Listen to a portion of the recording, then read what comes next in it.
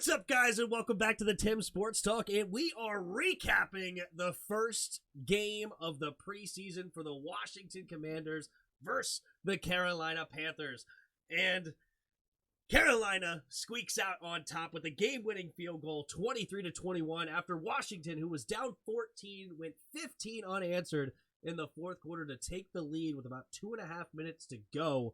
And Washington could not hold it on defense. There was two big penalties at the end. I believe it was Shaka Toney who grabbed the face mask of Matt Corral and then the other one was a defensive holding on Jeremy Reeves that both of them, I believe, came on third down. One of them was a big sack, so that was tough, where it seemed like we may have been able to win the game. Like, we thought we won it after the sack, but then it was a defensive holding, automatic first down. And we had a chance with 19 seconds left, but unfortunately Sam Howell threw a couple of incomplete passes. But Sam Howell is where we're going to start in this game. Sam Howell looked really, really strong.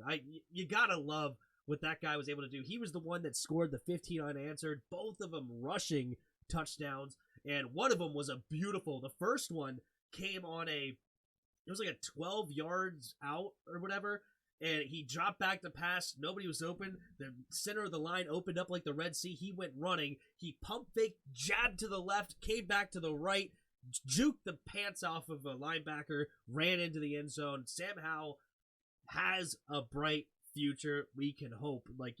Obviously he's a rookie going against third stringers. I understand that. All the caveats. But hey, you couldn't look much better in your first ever preseason game, and I will respect it. He went 9 for 16, 145 yards, and as I mentioned, I believe he had like 35 yards on the ground, or maybe 30 yards on the ground. No, 19 yards. Sorry, Jonathan Williams had 31 yards, but he had 3 carries, 19 yards on the ground, 2 touchdowns. Gotta love what Sam Howell was at. Carson Wentz looked solid. He went 10 for 13, 74 yards. He didn't have, obviously, a tremendous day, a lot of check downs, but he did take 2 deep opportunities, one of them to Armani Rogers, number 88, the tight end, who started this game with all of our real starting tight ends out. Armani Rogers started. He's a 6'5", 230-pound tight end, converted from a quarterback, but he had a couple of nice catches, but unfortunately he couldn't bring down that deep pass. And the other one was to Terry, and Terry looked like he got a little scared of the safety coming in to hit, and both of those throws were thrown a little bit too much to the inside. You'd like to see it a little bit more to the outside where only your receiver has a chance of coming down with it. Really, he put it in a little bit too far to the inside, allowing hands to get in there and bat it away. But Carson Wentz looks solid. They did score a touchdown on their third drive, but the reason the second drive ended up ending was a problem that reared its ugly head again from last year, and that is Antonio Gibson had the fumble. You can see here only 4 carries, 2 yards on the day, and the second carry of the game he fumbled for a -2 yards, giving Carolina the football in the red zone. Sam Darnold a couple of plays later threw a nice touchdown to the back of the end zone. But yeah, Antonio Gibson really struggled. He did not look good at all. And unfortunately for him, but fortunately for us, our third round pick, Brian Robinson. And you guys know I was not a fan of the Brian Robinson pick. I feel like you could get running backs later. But that being said, Brian Robinson looked tremendous. And something that he has over a guy like Antonio Gibson is vision. Vision.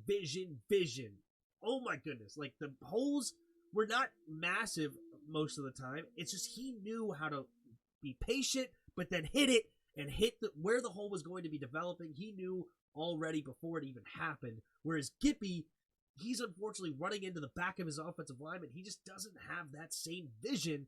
So Brian Robinson, even though he's not the same kind of athlete, he knows how to run the ball. And something else that I loved about him is he always fell forward. Every single time, it doesn't matter if there's 2 or 3 defenders, he found a way to fall forward, which is absolutely massive.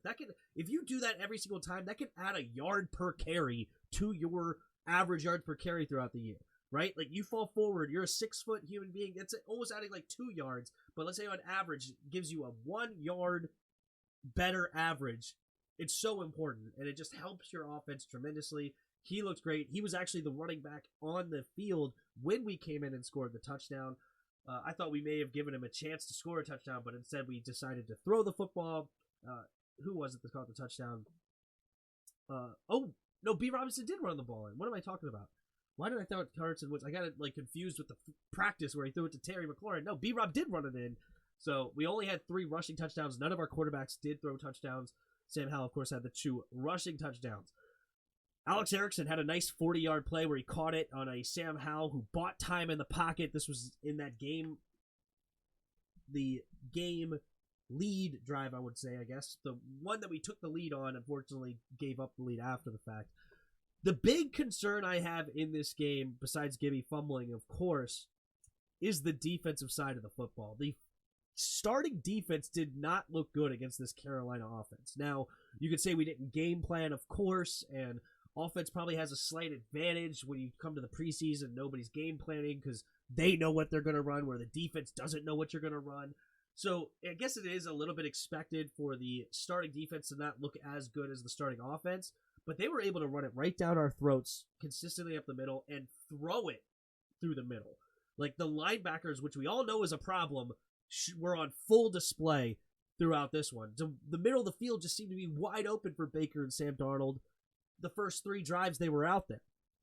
We did get a 3-and-out, though, on... Actually, it may have been the first 2 drives they didn't look good, and then the 3rd drive, they got a 3-and-out, which was good. But the first ones, they scored a field goal and a touchdown on, and the field goal could have been a touchdown drive if it wasn't for the fact that Baker Mayfield fumbled the snap, which was unfortunate for the Panthers. But the Panthers found a way to win it. Matt Corral, he didn't really win the game, I guess. He really just, the penalties got him to continue to move forward, but Matt Corral didn't look horrible.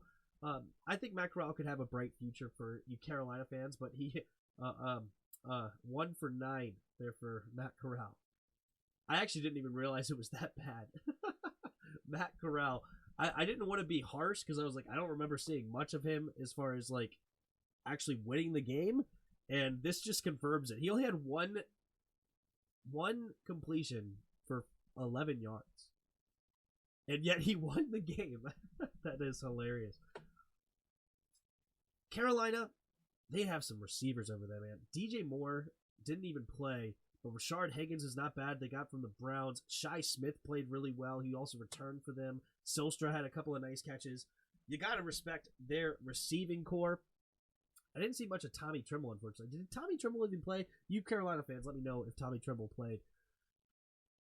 But yeah, Washington's first preseason game. They fall. I did predict a loss here. I thought, and it kind of showed because P.J. Walker was awesome in the 3rd quarter and just continued. Like, they had like a 7-minute touchdown drive in the 3rd quarter.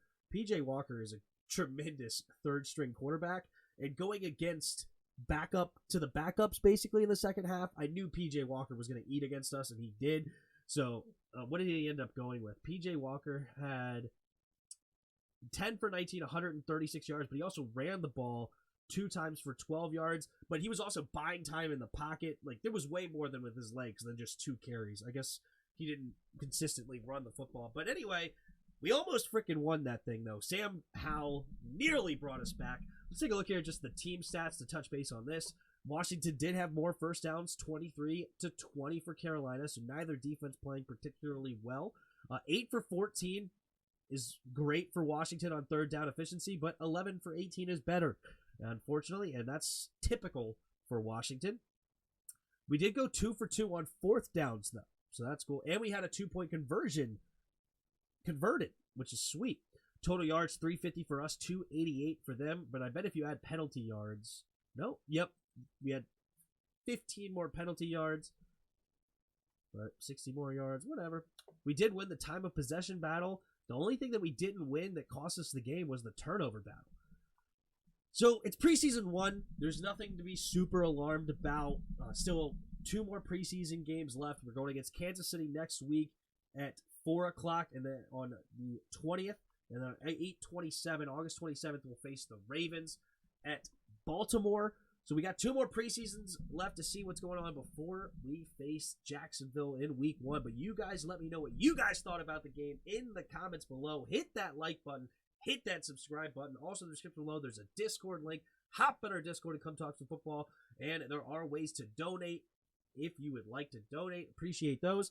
But come into the live streams, man. We had a blast in the live streams. Thank you guys so much for coming in.